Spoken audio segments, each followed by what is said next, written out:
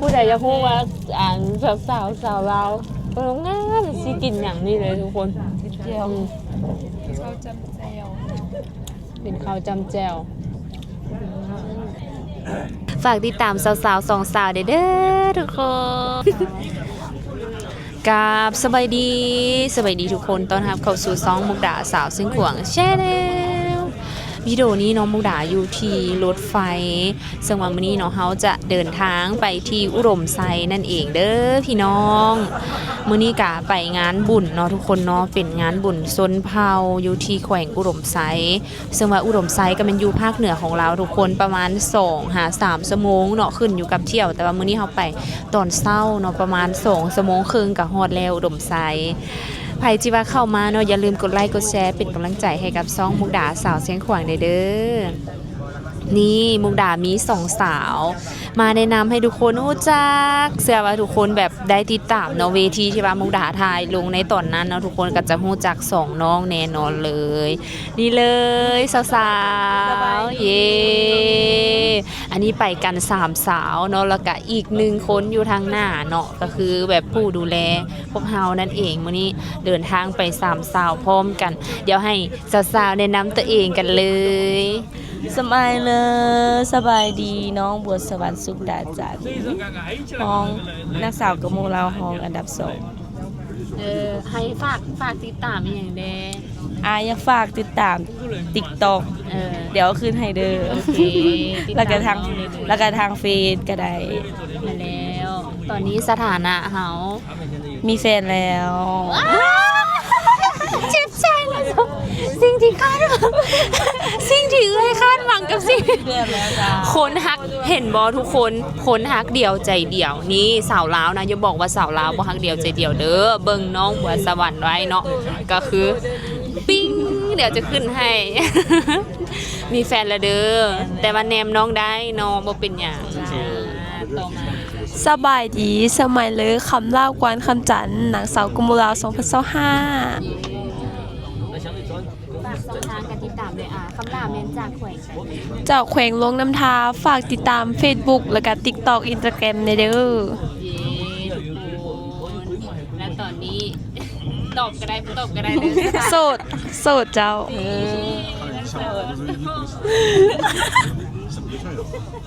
ผู้จัดการอะไรอยู่ด้านหน้าโสดสนิทจีบได้น้ำอันนี้เมนบัวสวรรค์เมนอยู่แขวงอุดมไซคือแขวงที่เขาจะไปเลยเนาะส่วนน้องคำลาเมนอยู่ที่แขวงหลวงน้ำท้าซึ่งว่างานบุญที่เขาจะไปนี่เมนเคยไปแล้ว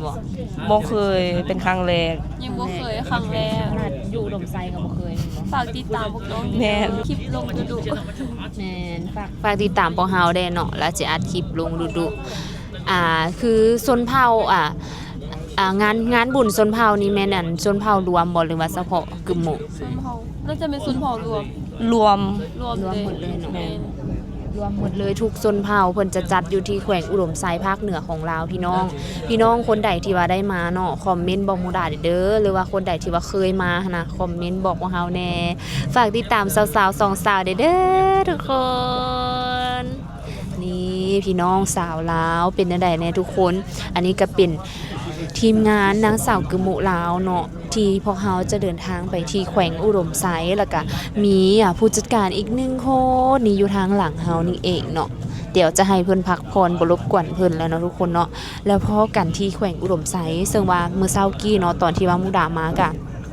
มาฮอดแล้วเกือบบ่ทันทุกคนคือทุกคนมาครบแล้วแต่มุกดามาช้าน้อยนึงเนาะเพราะว่ารถติด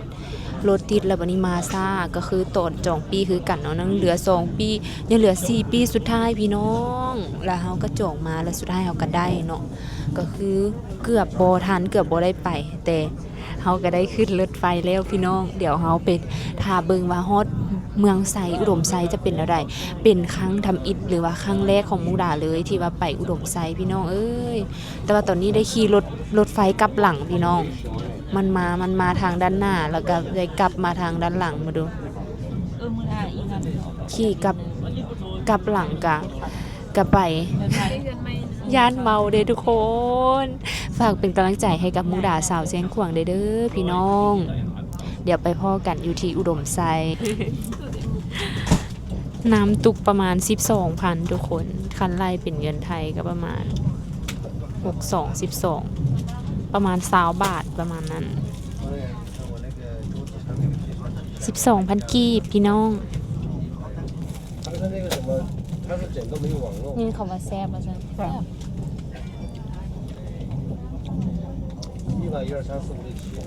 จุกแจ่วเผ็ดบ่แจ่วทุกคนกับซีนตอกห้องซีนพี่เหรอนี่ห้องซีนพี่เหรอซีนแห้งนี่ห้องซีนตอก ตัวหมด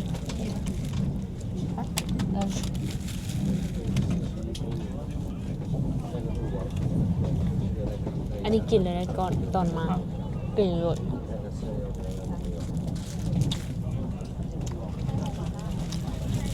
มวยลพูดละคำ2 คำ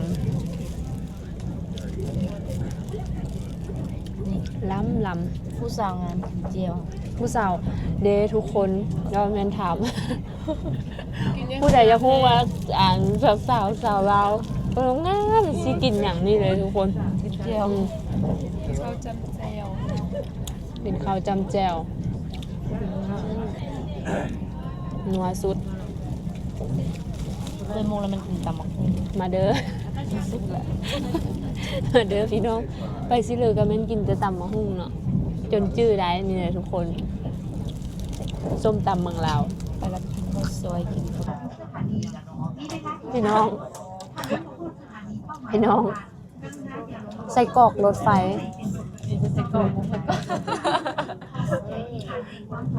40,000 กีบพี่น้องประมาณ80 บาทแซ่บผู้ใดมาขี่รถไฟต้องได้ลองซื้อกินเบิ่งตอนนี้ฮอดบางเวียงแล้วทุกคนไปลงบางเวียง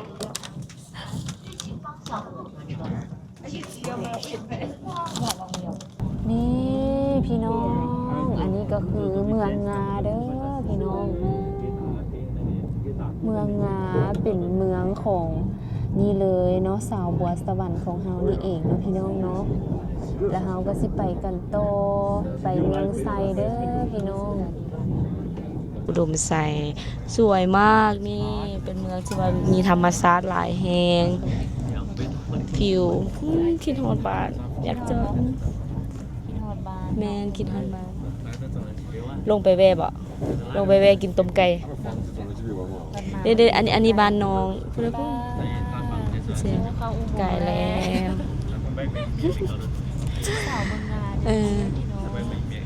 สวยมากมีโอกาสไปลิ้นนำกันงาบรรยากาศแบบว่านำงาใส่สวยๆมันเป็นแบบบ่แม่นในเมืองแต่มันเป็นแบบธรรมชาติแบบชนบทฟิลนั้นว้าวพี่น้องจากที่เฮามาฮอดกะรู้สึกว่าอากาศหนาวเนาะก็เลยมาหยิบหมวกมาใส่แปลกๆแล้วเฮากะสิไปต่ออยู่ที่เมืองไซเนาะตอนนี้10:20 นาทีไปต่อไปอยู่เมืองไซอีกประมาณ25 นาทีเนาะแล้วพอกันอยู่เมืองไซเด้อพี่น้องทุกคนกำลังฮอดการแจ้งเตือนเมื่อรถฮอดแล้วทุกคนอุดมไซนี่หนาวบ่ประเด็นคือเอาแล้วดื้อพาสปอร์ตหั่นแหละประเด็นนี้นะคือต้องกวดเบิงฮอดแล้วพี่น้องเมืองไซแขวงอุดมไซเย่โซซิฮอดตอนนี้เฮากะออกมาฝากนี้เนาะแล้วก็ขึ้นมาทางนี้เลยป้าเสียงรถนะเข้าไปสั้นใด ใส่กดก็บอกนี่ส่วนหนึ่ง ใช่นั่นเองนะทุกคนอันนี้ก็จะเป็นสถานีอยู่ที่เมืองไซ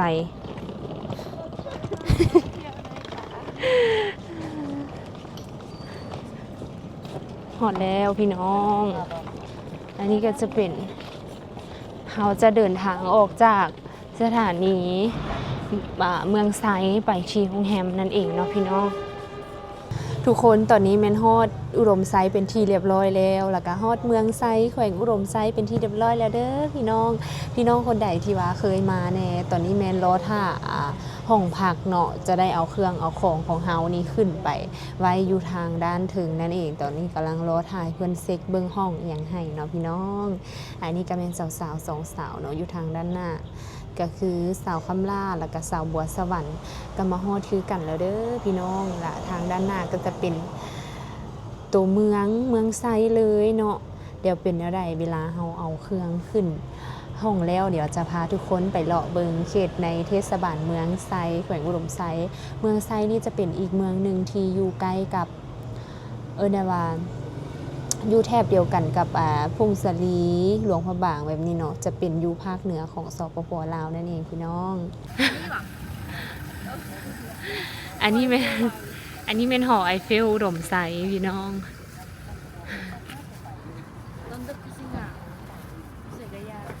หอยไฟใช่เนาะอันนี้ก็แมนเขตตัวเมืองไซอุดมไซพี่น้องเคยมาบอแถบนี้ป้าฮอนขนาดใส่หมวกอีกไหน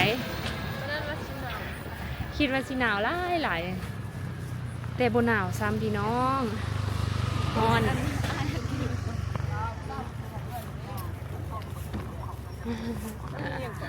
กินว่า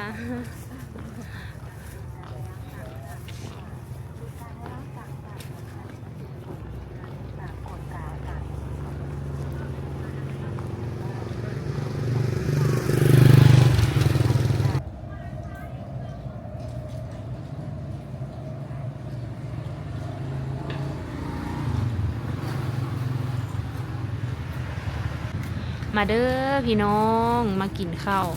แน่ซื้อมาเมื่อกี้เนาะก็คือนี่ปลาแล้วก็อันนี้เนาะใส่อัวมาเด้อจกข้าวให้นี่จกข้าวให้คำลาแน่กินข้าวน้ำกัน อันนี้หิวข้าวแห้งแล้วใช่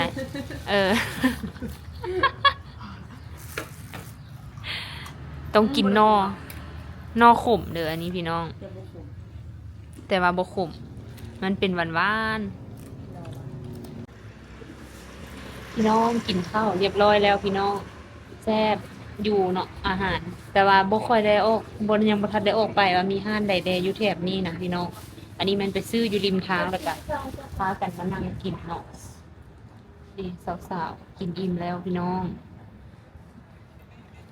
คลิปนี้จะได้ไปก่อนเด้อพี่น้องแล้วพบกันใน EP ต่อไปใครที่ว่าเคยมาอุดมไซเนาะคอมเมนต์บอกมูด่าเด้อพี่น้องบ๊ายบายสบายดี